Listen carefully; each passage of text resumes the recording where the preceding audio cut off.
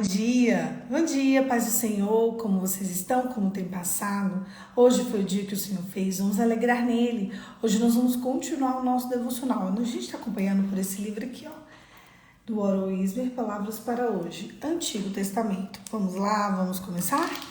Hoje nós vamos ler o dia 29.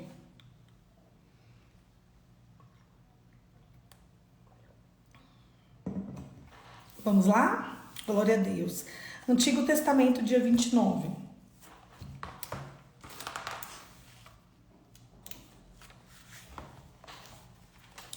Deus reina sobre as nações.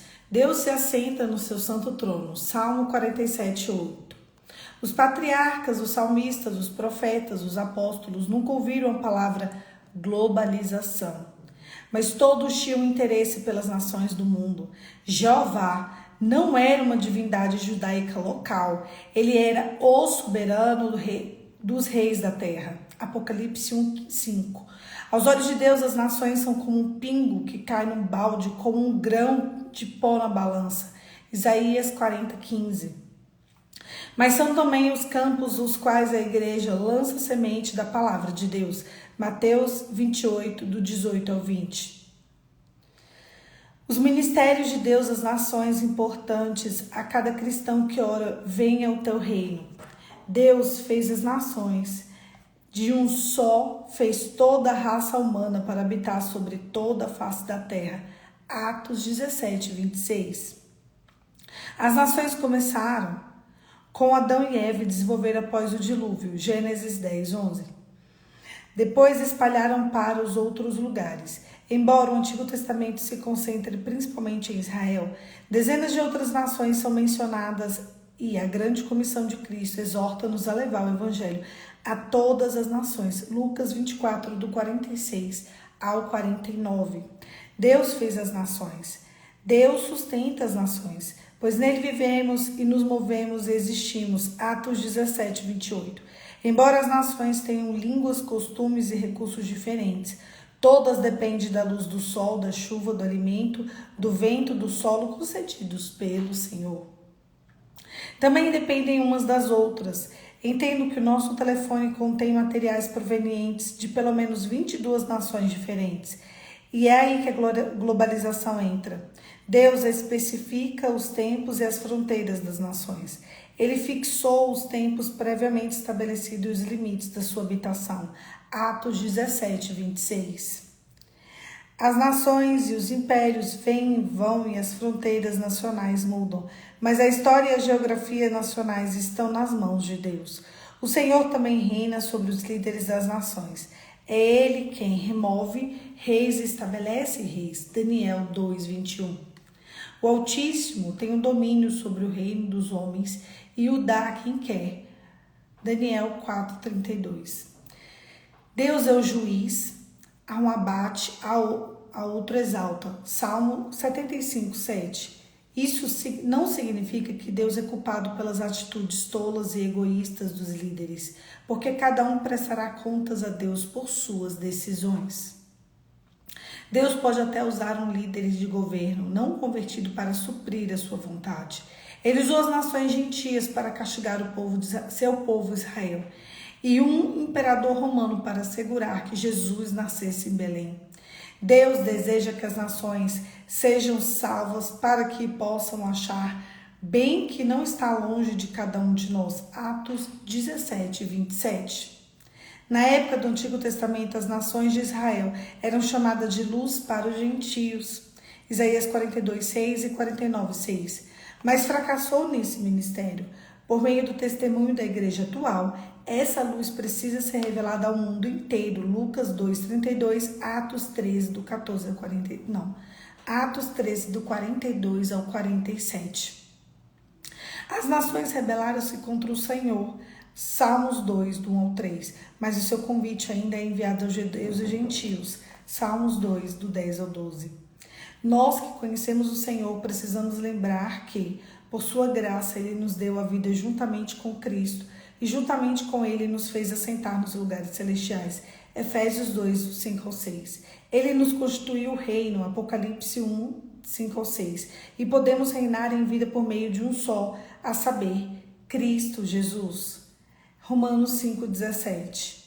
Quando Deus anunciar o novo céu e a nova terra, o seu povo reinará, e com ele pelos séculos dos séculos. Apocalipse 22, do 3 ao 5. Não se esqueça de orar pelos perdidos das nações do mundo e de fazer o possível para compartilhar o evangelho com eles. Deus quer redimir os povos que procedam de todas as tribos, línguas, povos e nações. Apocalipse 5:9. Deus reina sobre todas as nações e Ele está reinando sobre a sua vida? Deus reina sobre as nações, Deus se assenta no seu santo trono. Salmo 47:8. Eu quero ler de novo só o texto que a gente começou, tá? Texto bíblico. Deus reina sobre as nações, Deus se assenta no seu santo trono. Que ele começa e ele termina. Salmo 47:8. Você tem noção do tamanho de Deus? Você tem noção da grandeza de Deus? Aliás, você tem noção de quem é Deus? Você tem noção? Você faz ideia? A gente faz ideia? Interessante, né? A gente ama acusar Deus, julgar Deus, encontrar Deus um culpado ou responsabilizar Deus pelos nossos detalhes. Sendo que Deus, ele trabalha de uma forma muito dinâmica, muito grande. Eu ouso dizer que nós...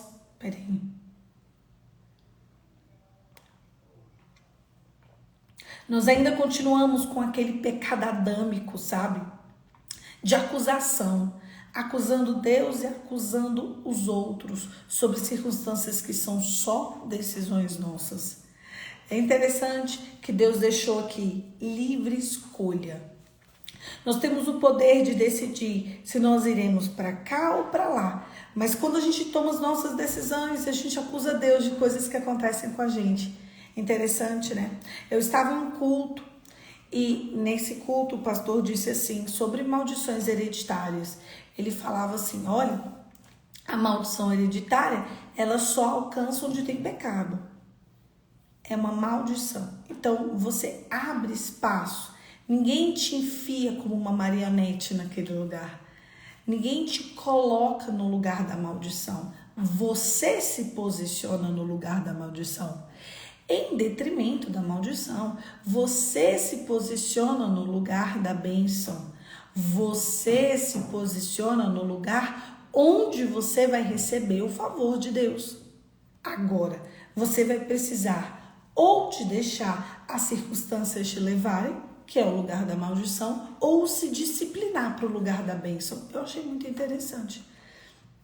Esses dias eu estava conversando com uma amiga minha e ela e o irmão dela tá passando por uma situação de saúde muito grave, e foi interessante que ele passou alguns anos procurando ajuda, mas não encontrava respostas, voltava, o corpo estava dando alguns sinais de fraqueza, ele voltava.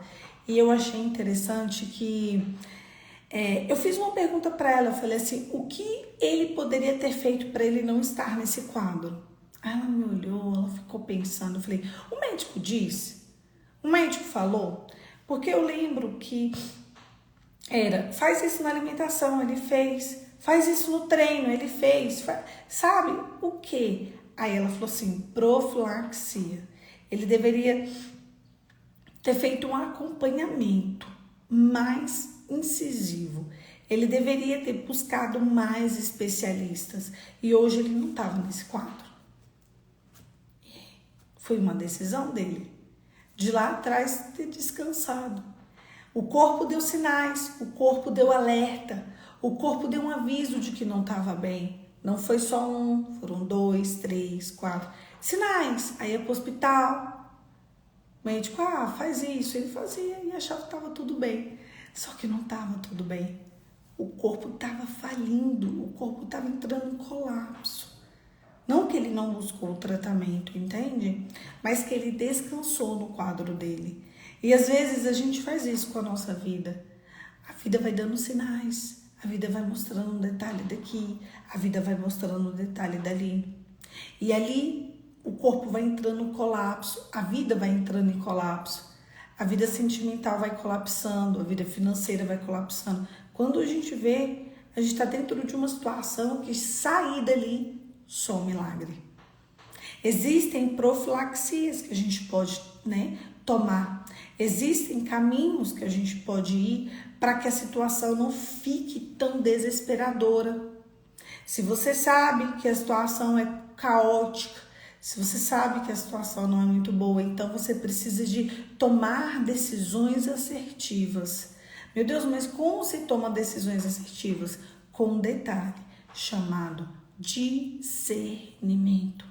O discernimento é aquilo que vai fazer com que você tenha uma vida em abundância.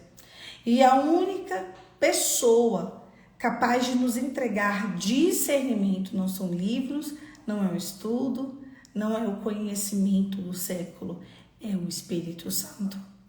Porque você pode até não ser um PhD, um especialista em alguma coisa, mas o discernimento, ele vai te colocar no lugar da bênção. Anota essa. O discernimento vai me colocar no lugar da bênção. Se eu tenho discernimento acerca da minha saúde, eu vou me colocar e me posicionar no lugar da bênção. Se eu tenho discernimento em detrimento da minha saúde financeira, eu vou ser posicionada e colocada no lugar da bênção. Se eu tenho discernimento da minha vida espiritual, da minha vida sentimental, dos meus relacionamentos, se eu tenho discernimento em detrimento da minha saúde financeira e profissional, eu vou ser colocada no lugar da bênção. Poli, mas onde está o discernimento? 1 João 4. Eu tô com a Bíblia aqui, vamos ler? Vamos ler. Deixa eu ver se eu acho aqui rapidinho. Achei o Evangelho de João. Peraí, agora vamos... Não é o Evangelho, tá? É 1 João 4. Coloca aí para mim no chat também. 1 Pedro. 1 João, achei. O discernimento vai te colocar no lugar da bênção. É isso. 1 João 4, do 1 até o 6. Bora lá? O espírito da verdade e o espírito do erro. Amados, não deem crédito a qualquer espírito, mas provém os espíritos para ver se procedem de Deus, porque muitos falsos profetas têm saído ao mundo afora. Nisso vocês reconhecem o Espírito de Deus. Todo espírito que confessa Jesus que veio por meio da carne de Deus, e todo espírito que não confessa isso a respeito de Jesus não procede de Deus. Pelo contrário, esse é o espírito do anticristo, a respeito do qual vocês já ouviram que já viria e que agora já está no mundo. Filhinhos, vocês são de Deus e venceram os falsos profetas, porque aquele que está em vocês é maior do que o que está no mundo. Eles procedem do mundo, por essa razão falam da parte do mundo e o mundo os ouve. Nós somos de Deus. Quem conhece a Deus nos ouve. Quem não conhece a Deus não nos ouve. Nisso reconhecemos o espírito da verdade e o espírito do erro. 1 João 4, do 1 ao 6, fala o espírito de discernimento, o espírito da verdade. As coisas, antes delas acontecerem no mundo real, elas acontecem no mundo espiritual. Tá? Primeiro ponto.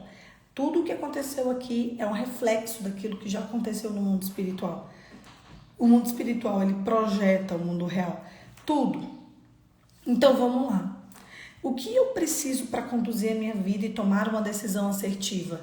Estar em concordância com o espírito da verdade, com o espírito de discernimento. E onde que eu estarei? Qual é o lugar da concordância? O lugar da concordância, ele é exatamente onde eu confesso Jesus, na cruz. O espírito da verdade, o espírito de discernimento, ele está na base de Cristo. Então eu só consigo ter discernimento se eu estiver em Cristo. Eu só consigo discernir uma situação se eu tenho uma vida cristocêntrica. Se o meu pensamento, se as minhas sensações, se os meus sentimentos, se as minhas decisões, elas são cristocêntricas. Bora lá. Eu vejo uma pessoa no meio da rua pedindo esmola. Ah, não vou dar não, esse vagabundo, não é assim que as pessoas falam? Vagabundo, não é assim? Isso aí, ó, já tá trabalhando, isso aí é um drogado, isso aí é um bêbado. Aí continua julgando, continua julgando. Sua decisão, ela foi cristocêntrica? Ou eu posso olhar para aquela pessoa, eu posso observar aquela pessoa e eu posso pensar, ele pode estar precisando de mim, ele pode estar precisando de uma palavra, ele pode estar precisando de um recurso para comer. Eu acho interessante, quem aqui tem a audácia de falar para mim, eu gasto meu dinheiro da melhor forma possível sempre. Tu não gasta não, meu filho.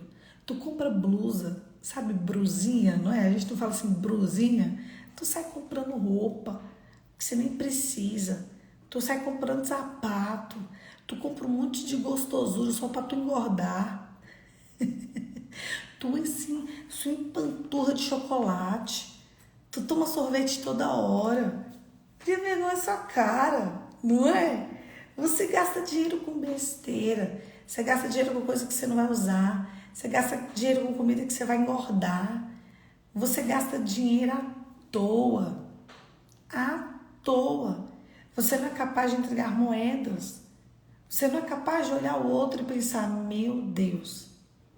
Aí eu quero falar uma coisa para vocês. A Bíblia diz que existem anjos que eles estão a observar se você é uma pessoa generosa ou não. E se for um anjo? E se ele não for um mendigo, for um anjo?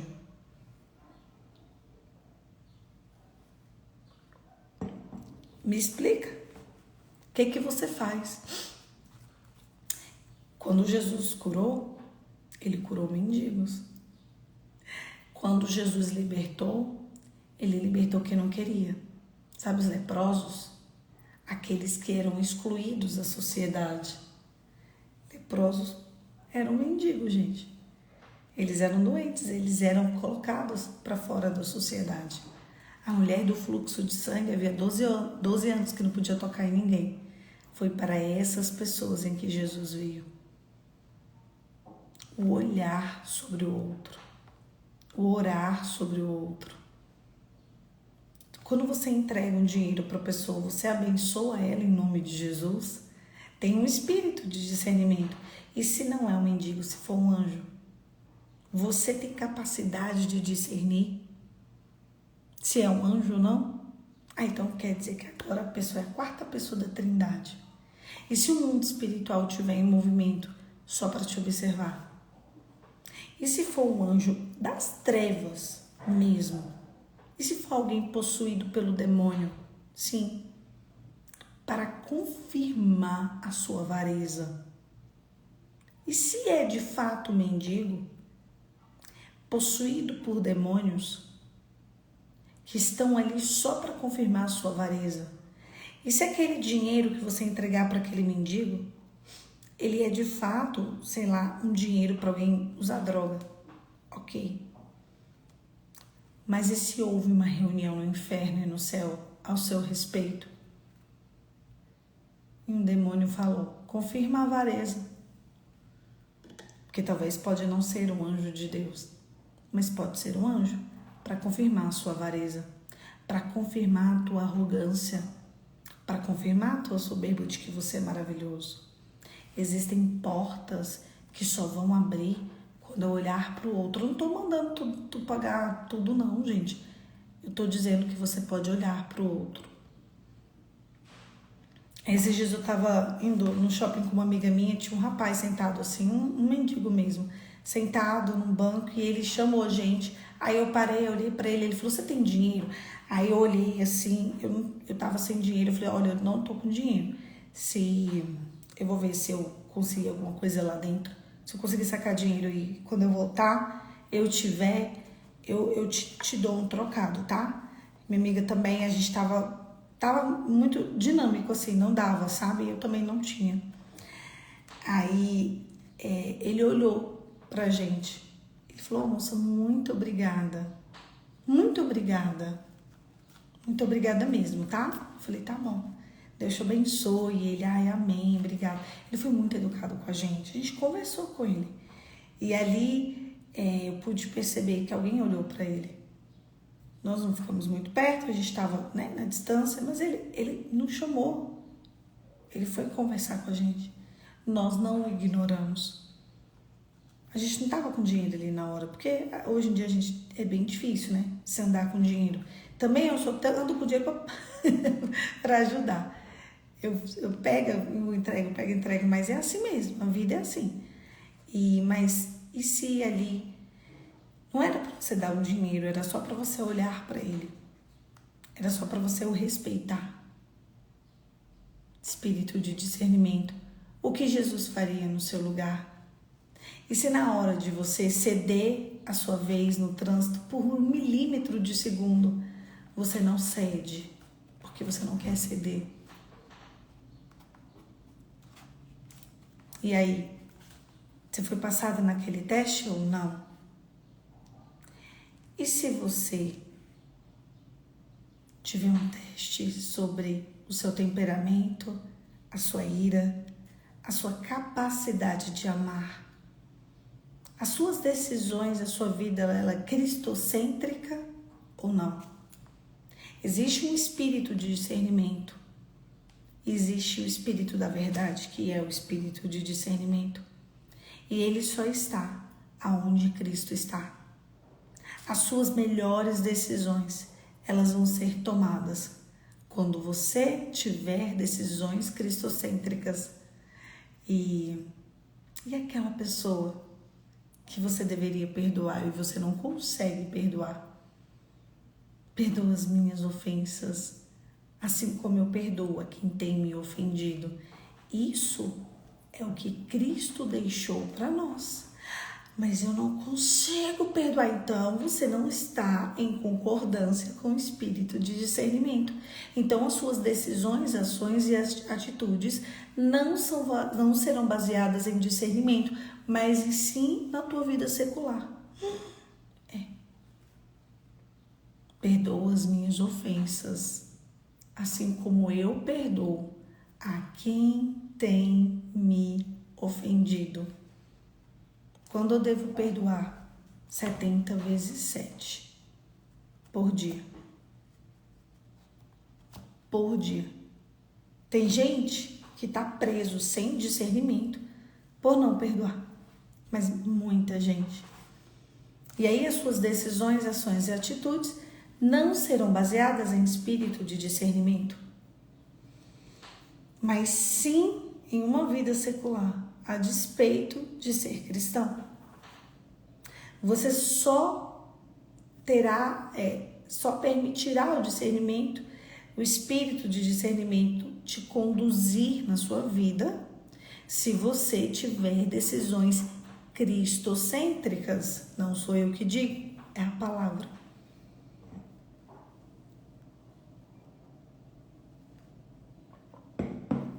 O cristão, ele faz o que tem que fazer, porque ele faz o que tem que fazer e acabou. Não adianta de nada eu dizer que eu sou de Cristo e eu não tiver comportamento cristão. Porque se eu falo que eu sou de Cristo e eu não tenho um comportamento de acordo com o que Cristo ensina, o espírito de discernimento se aparta de mim. E eu só tenho como ter decisões baseadas no que Deus quer para mim, se o Espírito de Deus não tiver apartado de mim. Tudo está no campo das decisões. Ou você agora passa a conhecer as Escrituras e o seu comportamento, ações, atitudes passam a ser cristocêntricas, ou você não é uma pessoa com discernimento. Ei, olha por mim. Oro. Não é assim. Cristo faria isso? Não é assim. Me ajuda? Ato ocupado. Cristo parava para ajudar as pessoas. Não é sobre o seu cansaço. Não é sobre o seu conforto. Não é sobre o seu bem-estar. e sim sobre o discernimento. Entenderam? Só tem como eu ter decisões, né, baseadas na palavra, se eu, Poliana, ou você, tivermos o Espírito da Verdade nos conduzindo. E eu só terei o Espírito da Verdade me conduzindo se eu tiver decisões baseadas no que Cristo nos ensinou, a despeito de sermos cristãos. Simples assim. Simples assim. É muito simples. Toma muito cuidado. Porque a gente finge que é de Deus, mas a gente afasta o discernimento de nós. Nós afastamos o Espírito da Verdade de nós. E aí a gente quer... Como a gente quer discernimento? Como a gente quer entender as situações? Não tem como. Então, eu preciso que a gente entenda que Deus, ele reina sobre as nações. Ele se assenta no seu santo trono. Deus, ele é grande. Deus, ele é enorme. E Deus, ele tem uma maneira de conduzir o teu povo. Mas essa maneira é só e somente se eu e você deixarmos o Espírito da Verdade nos conduzirmos através do que Cristo nos ensinou. É a nossa única chance. Nós só temos uma chance, gente. Nesse mundo caído, nós só temos a chance da cruz. Tudo leva a gente à cruz. Tudo. A gente só tem uma chance, uma única chance, de não termos as consequências repetitivas, de não termos as decisões repetitivas, de não termos uma vida repetitiva. A tua única chance é a cruz. Escreve para mim no chat: a minha única chance é a cruz. Porque a nossa única chance, a única. Não tem outra chance para mim, não tem outra chance para você. Tudo a gente precisa voltar para a cruz, ir para a cruz. O que aconteceu na cruz? Por que Cristo foi na cruz? Ele foi traído. Ele foi traído por um amigo. Ele foi traído com um beijo. Ele foi levado para a cruz porque ele chegou lá por uma traição. Deram vinagre para ele beber. Existem estudos que provam que aquele vinagre era para lavar partes íntimas depois que as pessoas usavam banheiro. Então é vinagre com fezes que deram para ele beber. Só para vocês entenderem o nível da perversidade do que fizeram com Cristo. E ele foi como uma ovelha sem defesa. Ovelha é um animal sem defesa. Cristo não foi se defendendo, ele foi porque ele sabia o que ele precisava de fazer. A tua única chance, querida, é a cruz. Ai, mas vão pisar em mim, vão não sei o quê. Coloca na cruz. Deixa o discernimento da cruz comandar a sua vida. A gente só tem a ganhar. A gente só tem a vencer quando o nosso discernimento estiver todo baseado em decisões da cruz. Eu quero te puxar para a cruz. Eu quero te conduzir para a cruz. Eu quero te levar para a cruz. Eu quero fazer você fazer o caminho de volta. Mas até onde? Até a cruz. Porque é ali que vão estar todas as nossas respostas.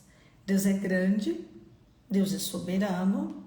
As nações cristãs e as nações não cristãs, elas estão debaixo do poder de Deus. Mas eu só consigo permitir Deus entrar na minha vida e que as decisões sejam debaixo do discernimento de Deus se eu tiver decisões baseadas no Espírito da Verdade. E eu só tenho decisões baseadas no Espírito da Verdade se as minhas ações, decisões, atitudes e pensamentos forem baseadas em Cristo, forem baseadas na cruz. Por isso que eu disse que a minha e a sua única chance é a cruz.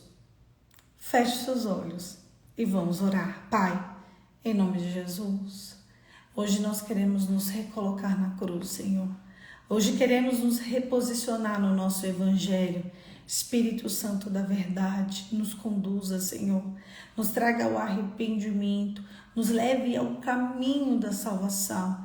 Que a nossa vida seja baseada em um discernimento cristocêntrico. Que as nossas decisões, ações e atitudes sejam de acordo com a Tua palavra, para que tenhamos uma vida e a tenhamos em abundância. Nós queremos viver exatamente os dias que o Senhor propôs para a gente. Em nome de Jesus. Amém. Amém. Olha, gente, não atrapalhe o projeto de Deus para a tua vida, não. Em nome de Jesus. Em nome de Jesus. Vai para a cruz, querido. Ali vai estar a tua resposta. Ali vai estar a tua vitória. É a cruz quem vai te levar a um outro nível, amém? Um beijo, Deus te abençoe e até amanhã. Amanhã, 5h45, eu tô aqui pra gente continuar esse devocional. Que ele é meu, ele é seu, ele é nosso, mas ele é de Jesus. E é por causa de Cristo que eu estou aqui todos os dias, até que ele venha. Deus abençoe, se Deus permitir, nos veremos amanhã de novo. Deus abençoe.